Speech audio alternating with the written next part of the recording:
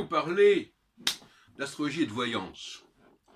J'ai écouté récemment quelques propos de Catherine Lyre d'un côté et de Fabrice Pascaud de l'autre côté, qui sont des fervents défenseurs de la cloison étanche entre astrologie et voyance.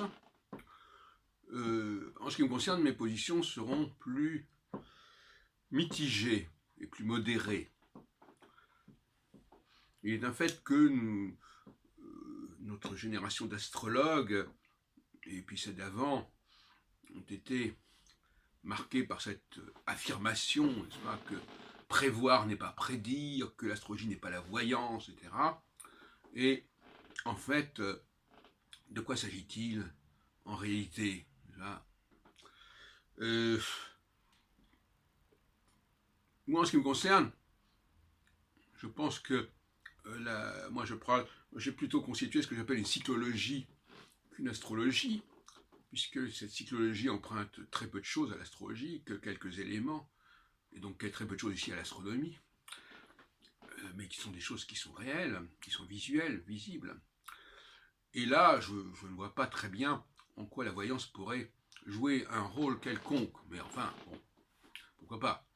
En revanche, en ce qui concerne le thème astral, le thème natal, on peut employer des euphémismes, on peut dire il faut beaucoup de perspicacité pour décrypter un thème astral, les différentes configurations, les astralités, voilà. Et moi, très tôt, très jeune, donc il y a 50 ans presque, j'ai eu le sentiment que le thème astral était une sorte de labyrinthe, de kaléidoscope, où l'intelligence, comment dirais-je, tendait à renoncer à comprendre.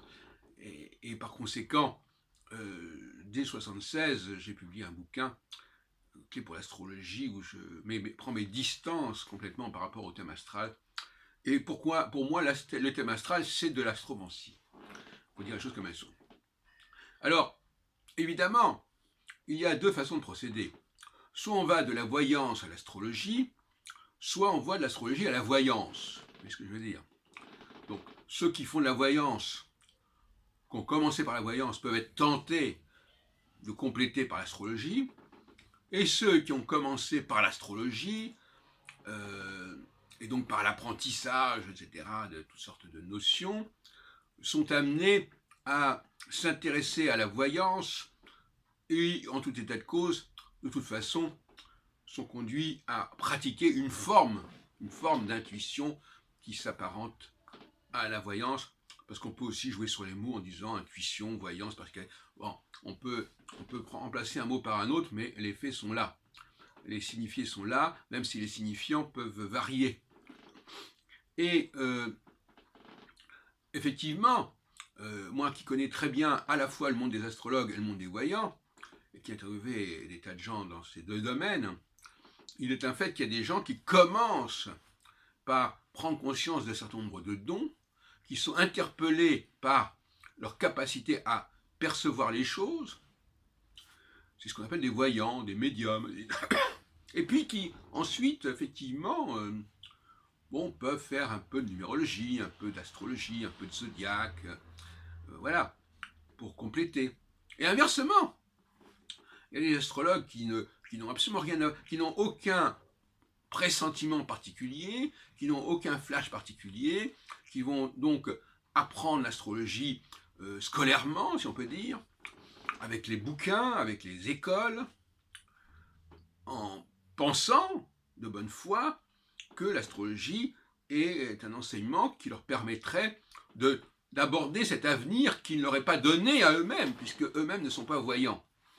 Et là, ils se font souvent un petit peu berner, je dirais, parce qu'on leur dit qu'ils vont devenir capables de parler du futur ou de parler de ce qui se passe sans avoir de don particulier. Hein, c'est ça.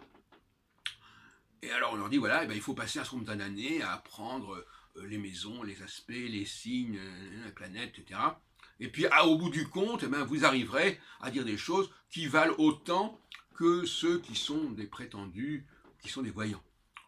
Et c'est là qu'à mon avis, il y a un leurre, parce que, en fait, il faudrait d'ailleurs étudier avec des neurosciences si le cerveau de l'astrologue en consultation fonctionne différemment du cerveau du voyant en consultation. Et je crois qu'on arriverait à la conclusion que ça ne fonctionne pas très différemment. Bon, une hypothèse que je fais. Donc, la complexité génère une sorte de démission d'une certaine zone du cerveau qui va être relayée par une autre zone du cerveau. C'est-à-dire qu'on va passer du conscient au subconscient, à partir du moment où il y a un certain seuil de complexité qui est dépassé. Or, l'astrologie tend à aller vers ce seuil de complexité par la multiplicité des facteurs qu'elle combine et aussi par le fait qu'elle est censée se brancher sur une personne en particulier, qui est la personne dont c'est le thème astral, le thème natal.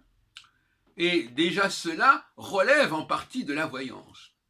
Parce qu'une science ne peut pas être une science de l'individu, du cas unique, du cas particulier.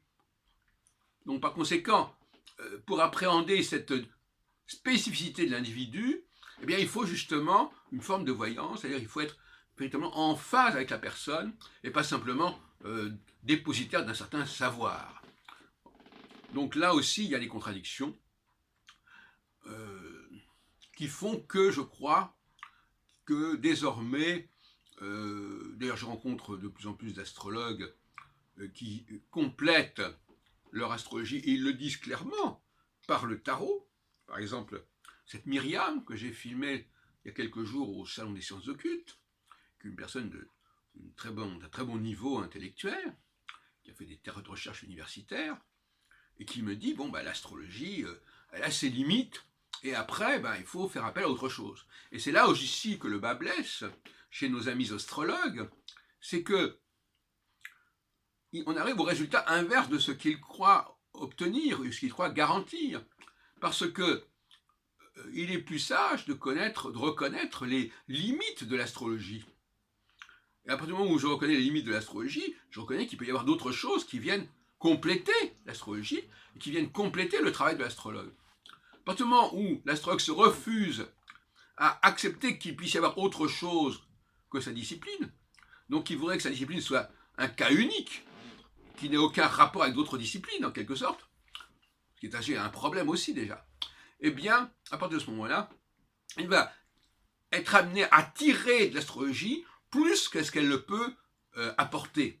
Donc il va pousser l'astrologie, comme dirait le principe de Peter, au-delà de ses compétences.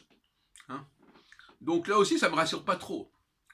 Je préfère quelqu'un qui dise, voilà, l'astrologie n'est pas de la voyance, ce qui veut dire qu'il y a des domaines qu'elle ne peut pas toucher. Parce que la question de l'astrologie et de la voyance, ce n'est pas seulement d'utiliser tel et tel moyen, c'est d'avoir tel ou tel objectif. Et donc, si l'objectif est le même que celui de la voyance, même si les moyens ne sont pas soi-disant les mêmes, où va-t-on, n'est-ce pas? Donc, un astrologue qui me dit « je ne suis pas voyant, mais je peux vous dire ceci, ceci, ceci sur vos parents, sur ça », qu'est-ce que c'est une plaisanterie? Parce qu'en fin de compte, il fait de la voyance sans le dire, c'est M. Jourdain qui fait de la voyance sans le savoir, et c'est tout.